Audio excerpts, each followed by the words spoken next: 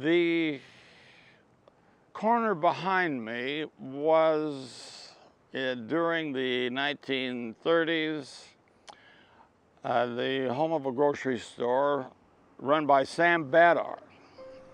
Sam was an interesting man. He was born in Russia, immigrated to this country as a young man, heard about the Church of God, and he'd heard about the school in Anderson.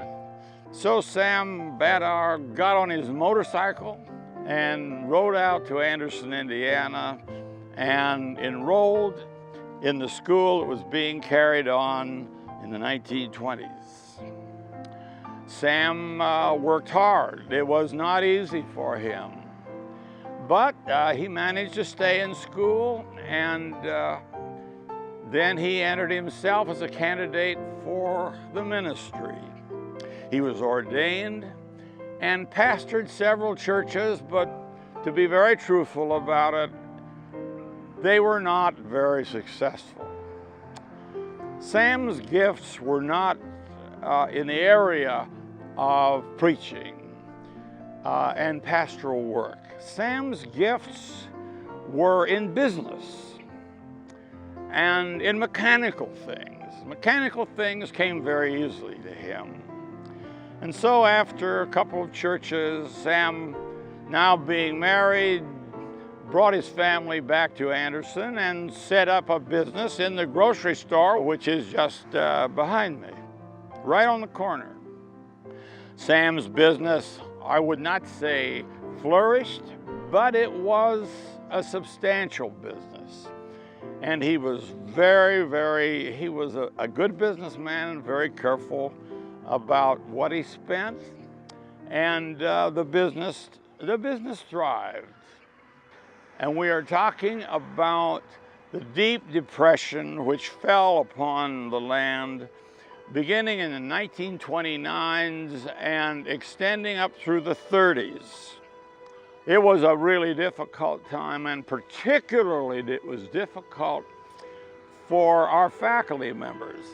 Now, I must tell you that back in those days, in the 1930s, in the depths of the Depression, we had an incredibly good faculty. But one of the unfortunate things was that we did not have money to support them. You know how many of those faculty members left to take jobs in other institutions? During the Great Depression, we did not lose a single faculty member. They all stayed right here on this campus because they felt like this was a calling from above. And they loved these students, and they considered their life as teachers a real ministry. Well, how did they make it? They went down to Sam's grocery store, bought what they could, and the day came when they couldn't pay. Sam said, well, here's a little card. I'll put down how much money you owe me today. You sign your name and go. Well, that went on for some time.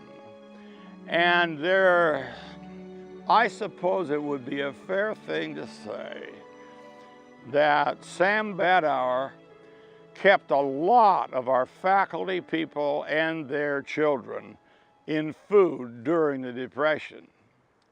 Well, the box got filled up pretty considerably.